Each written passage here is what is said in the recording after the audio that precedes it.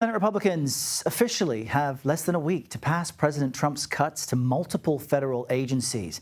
Meanwhile, Mr. Trump is applying increased pressure to members of his own party to push them through or risk losing his support. CBS News congressional correspondent Caitlin Huey-Burns joins us now from Capitol Hill with more on this. Bright and pink this Monday. Caitlin, great to see you. Remind us what the Senate is voting on specifically this week.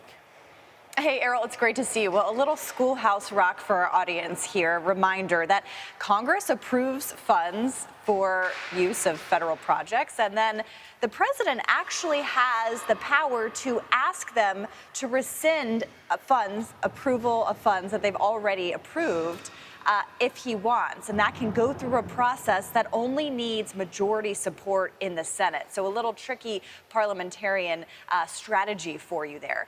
So basically, the president is asking for $9.5 billion back.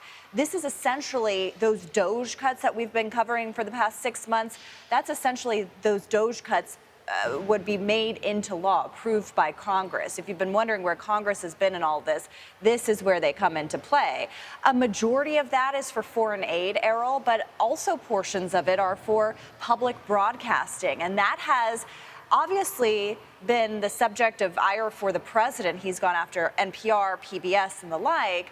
But you do have some Republicans up here on Capitol Hill who are concerned about those cuts being asked to be made to public broadcasting, because a lot of them represent rural areas, and in those rural areas, public broadcasting is the only major source of information, especially in cases of emergencies like the one we just saw in Texas recently.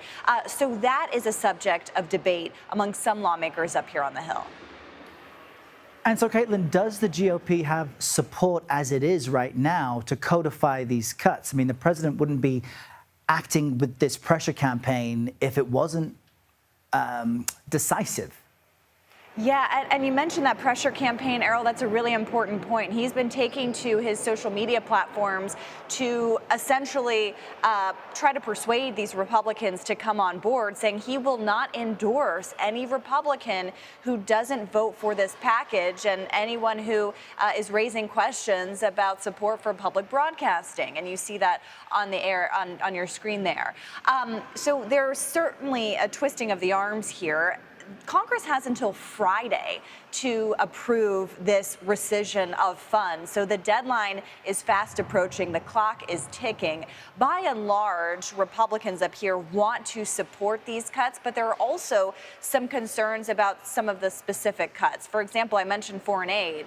There are cuts to the PEPFAR program, long-running AIDS prevention program that were part of those cuts to USAID. There's some lawmakers up here that want to shore up that program and make sure there aren't cuts to that program. Susan Collins is one of those who has raised concerns about that. So there are little bits and pieces of this that they're trying to work out the details here. And then you also have conservative Republicans who are very anxious to codify these cuts into law, some even arguing that they don't go far enough.